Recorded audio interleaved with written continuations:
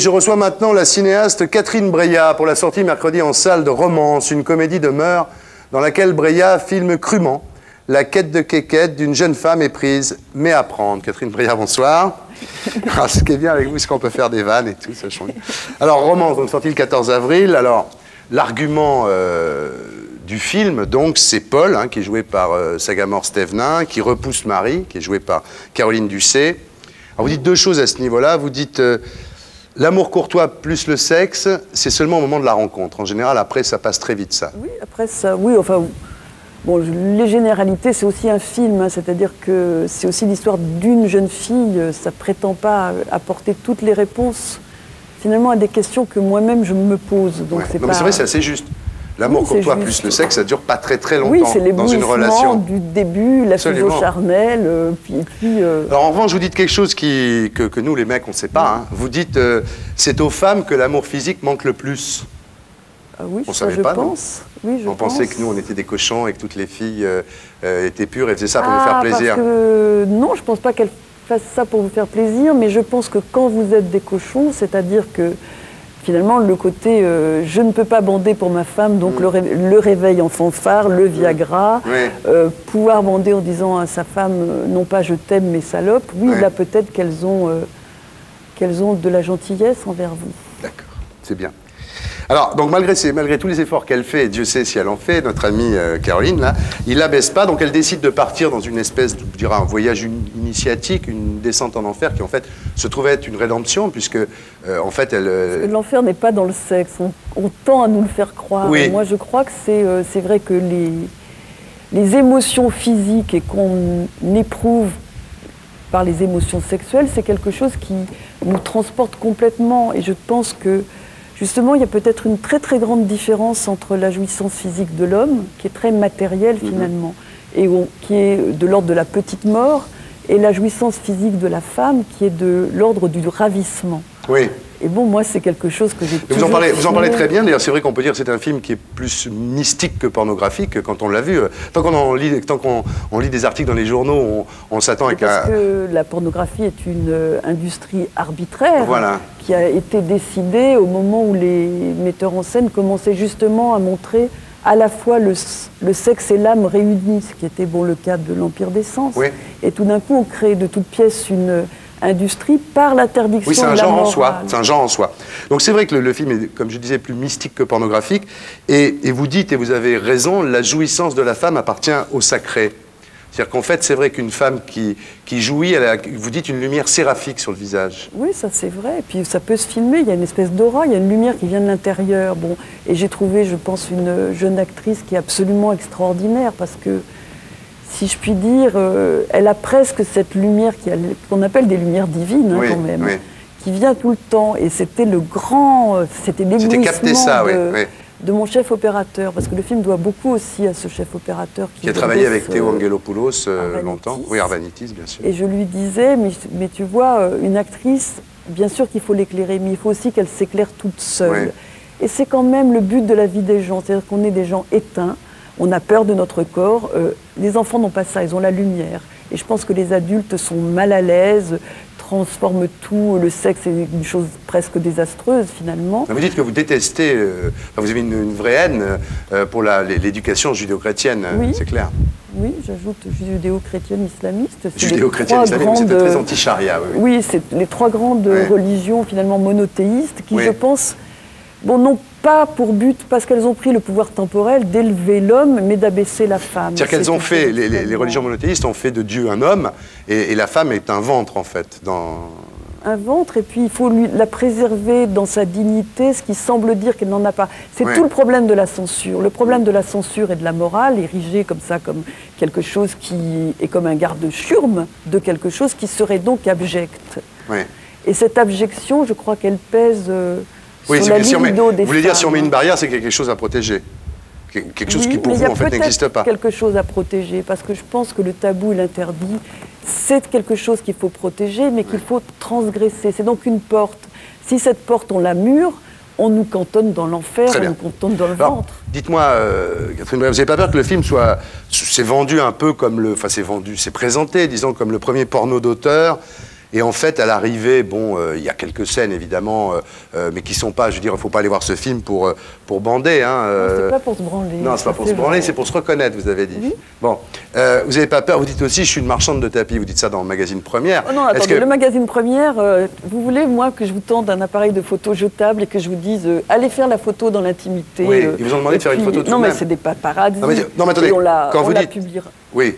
Non, quand vous dites je suis une marchande de tapis, vous êtes quelqu'un qui a fait un film qui a envie qu'il se vende. Bon, oui, bien sûr, que les gens aient le voir. Jusque-là, pas de problème. De l'argent, je veux dire. En plus, on sait le mal, et on en reparlera après, le mal que vous avez eu dans votre carrière. C'est pas un truc qui vous a pris il y a une semaine. Vous avez commencé, on sait le mal que vous avez eu après Tapage Nocturne. On en dira un mot tout à l'heure. Mais est-ce que vous n'avez pas peur que finalement, ce film qui est vendu comme le premier porno d'auteur, les gens vont aller le voir en se disant, il n'y a même pas la scène de pénétration, on ne voit pas le sexe de Rocco on le voit, mais on ne le voit pas pénétrer. C'est beaucoup mieux. Rocco, mais à quoi bon prendre Rocco si on ne voit pas la pénétration? Je crois que Rocco, c'était le thème de l'effroi. Il est venu sur le plateau, tout le monde avait peur. Oui, ça, il paraît. C'est une chose tout à fait tout le monde était extraordinaire. livide sur le plateau, oui. Oui, mais finalement, lui qui n'a aucun tabou, il a fini par en avoir un, c'est la perte de son identité et de son âme.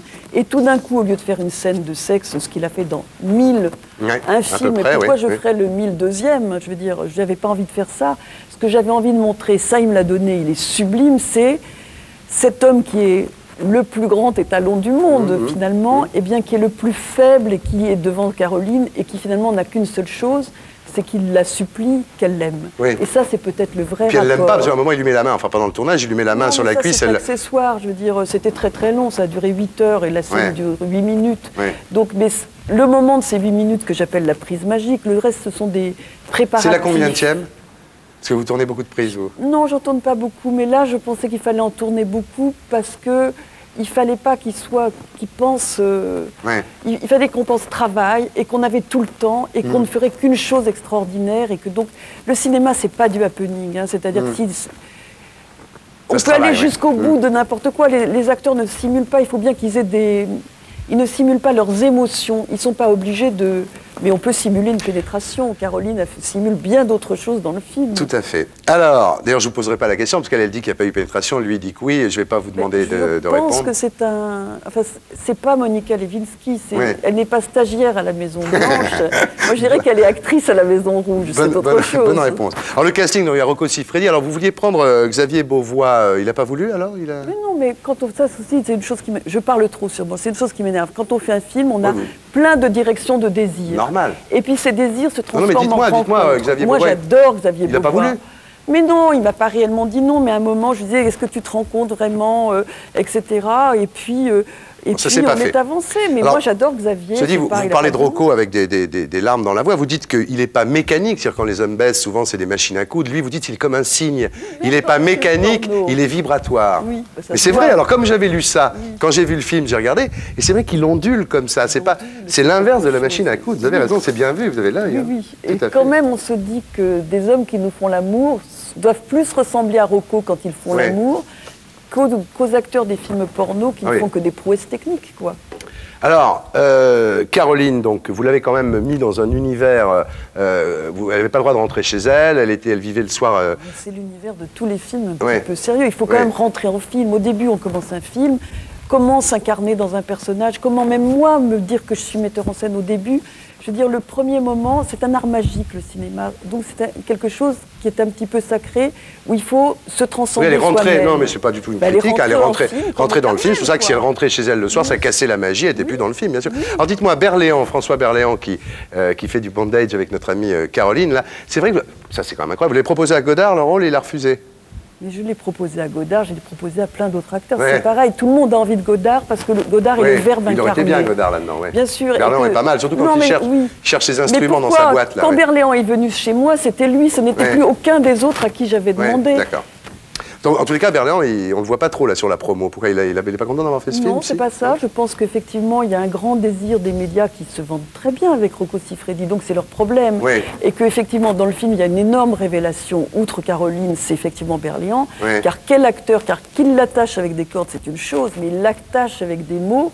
Et là, il dévie d'une espèce de chose qu'aucun acteur au monde n'a jamais fait. Tout à fait. Alors, on va avancer, sinon on va jamais y arriver. Donc, je dirais qu'il y a trois ondes tutélaires sur votre film. Il y a Aoshima, bien entendu, parce que l'Empire des Sens, c'est un film qui vous a beaucoup marqué. Il y a Courbet, je dirais, L'origine du monde, parce que c'est comme ça que ça se termine, c'est-à-dire qu'elle devient femme. Oui, il y a 2 fois dans il y a aussi l'ouverture symbolique comme ça de la conscience, parce que avec le ciseau en forme d'oiseau doré. Voilà. Et il y a Christine Pascal, votre amie, vous avez travaillé avec elle dans Tapage nocturne, vous l'avez aidée sur Félicité. Ah non, je ne l'ai pas aidée, je ne la connaissais pas. Ah bon? On s'est connus, c'est ce que j'appelle une amie de cinéma, c'est-à-dire qu'on s'est connus par nos films qui nous ont parlé de nous, et c'est comme ça qu'on est devenus amis. Mais amis, je dirais à la vie, à la mort, c'est vrai. Alors, Catherine Breillat, vous êtes née à Niort, qui est la ville des assurances. C'est tellement gai, Niort, que Clouzot a décidé d'y tourner les diaboliques. Donc c'est vraiment... Et ça m'a toujours... j'ai toujours pensé que c'était pas un hasard, c'était un signe. Parce qu'une ville aussi étriquée, aussi étroite, dans laquelle on vous tient sous pression, c'est peut-être formidable.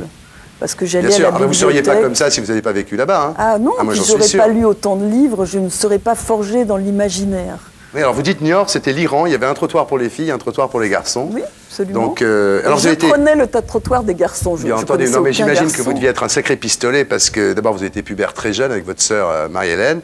Vous aviez les cheveux teints en blond platine et vous étiez quand même, vous deviez être quelqu'un, non? Votre adolescence, non? Je pense que le problème de vouloir soumettre comme ça et réduire, c'est qu'on forge l'idée inverse. Quelqu'un de réduit et de soumis devient soumis et devient lui-même. Ce qui n'est pas le problème des hommes, parce que comme les hommes, on leur donne une place dominante, finalement, qui est un masque qu'ils ont de la peine à tenir, ce qui est la parabole du film, hein, puisqu'on voit Sagamore se hausser sur la pointe des pieds pour paraître un homme. Eh bien, c'est beaucoup plus difficile de se remettre en question et c'est beaucoup plus difficile d'avoir l'opposition contre ce masque et d'être. Alors, donc, vous avez quand même eu, malgré tout ça, le bac à 16 ans avec 2 ans d'avance avec mention bien, donc c'est plutôt bien. Et alors, vous montez à Paris, et là, je ne sais pas si nos amis téléspectateurs le savent, mais vous avez écrit à 17 ans un livre qui était interdit aux moins de 18 ans déjà, donc, qui s'appelait L'homme facile, hein, qui a eu un certain succès. À 12 ans, vous avez déjà écrit un livre, c'est libanais. Oui, non, c'était pas à 12 ans, c'était juste avant L'homme facile. Alors après, vous avez écrit des livres, des scénars, vous avez fait des films, c'est pas ce qu'on disait tout à l'heure, c'est pas nouveau tout ça. Vous avez fait des scénarii pour Fellini, pour Piala, Police, il y a une histoire d'ailleurs, pour Christine Pascal, Zanzibar. Alors, vous avez fait un scénario pour Hamilton? Oui, Billy Tiss. C'est vous qui avez fait le scénar de Billy Tiss? Tout à fait. Ah, mais je savais pas ça. Absolument. Ah bon. Et alors en 76, vous faites votre premier film qui s'appelle Une vraie jeune fille, d'après un roman à vous qui s'appelait Le Soupirail. Et là, bon, vous avez fait plein de films. Et c'est ce qu'on disait tout à l'heure, c'est-à-dire que votre carrière, c'est pas par hasard, quoi. Je veux dire, en 79, vous faites Tapage nocturne avec Dominique Laffin. Ça marche pas très bien. Si, ça a marché, Tapage nocturne. La seule chose, c'est que les gens n'étaient pas préparés à le recevoir. C'est-à-dire qu'ils entraient, mais c'était sûrement le film où le plus de gens au monde sortaient. Et si j'avais dit que j'étais le metteur en scène, il y avait du lynchage dans l'air. Parce que ça parlait de la liberté d'une femme, déjà. Hein. Et pourtant, Dominique Laffin, c'est un personnage très très proche de la vie rêvée des anges maintenant. Mais c'était intolérable. Alors, donc vous faites ce film. Alors il y avait déjà quand même, parce que là vous avez pris Rocco Siffredi, il y avait quand même déjà Joe D'Alessandro dans Tapage nocturne. Absolument. Qui est une égérie de la Factory Edouard Roll, qui était un petit musclé comme ça. Et j'avais Hiram Keller dans... c'est vrai. C'était une autre égérie de Fellini, celui-là. Oui, finir par croire, vous faites comme ces producteurs qui engagent des jolies starlettes dans les films. Ah oui, moi c'est les hommes. Vous, c'est les hommes. Donc vous êtes resté là 8 ans éloigné des plateaux, jusqu'à 36 fillettes, pardon. Où là, vous avez été obligé d'écrire plusieurs fois le scénario pour avoir votre avance sur recette. Non, je l'ai eu sur livre même. Vous êtes obligé d'écrire un bouquin, oui, absolument. Voilà. Ouais. Non, ça n'a pas été ça. Alors, la dernière question que je voulais vous poser, c'est quand vous tournez, vous vous cachez comme ça, sous une espèce de... Comment on dit pour les enfants, là? Non, je me cache pas sous une espèce. J'ai un foulard. Un foulard. Que je mets comme ça au ras des yeux. Et normalement, j'ai la frange qui va... Vous avez juste l'œil qui passe comme ça. Et c'est quoi ça? Ben si, ça c'est facile à expliquer. C'est parce que en fait, moi je vais dans l'extrême limite de la vérité du jeu des acteurs, comme ça, ce que j'appelle la prise magique, où on retient son souffle et on est si troublé parce que ça ressemble à de la vérité, d'où les questions aussi par rapport à Rocco, si vous voulez, ça ressemble tellement à de la vérité que je suis la première à être complètement confuse par mes films. Et donc cette confusion, j'ai besoin de concentration, parce que faire un film, c'est un état de concentration, de transcendance, de pouvoir immatériel sur les gens. Il faut voir ce que c'est que le pouvoir d'un metteur en scène. C'est un pouvoir d'hypnotiseur. Surtout quand Caroline était prête à tout vous donner, là. Hein, c'est un pouvoir d'hypnotiseur. Et quand... moi, je suis comme tout le monde. J'ai peur du regard des autres, il me détruit. Donc j'ai pas peur d'être ridicule en me cachant parce que je suis concentrée Vous êtes comme ça, dessous. là, oui. Si je rougis, si j'ai des émotions, personne ne les voit. On peut penser qu'il y en a, mais personne ne le sait. Très bien. Bah écoutez, je vous remercie beaucoup. Voilà, ça fait un quart d'heure, oui, ça passe assez vite finalement. Hein. Eh oui, on aimerait passer moi, je serais bien resté un moment. Fente. On est bien là, dans cette fente. Et pour être sûr de ne rien rater de Inarditube, abonnez-vous et mettez un pouce bleu.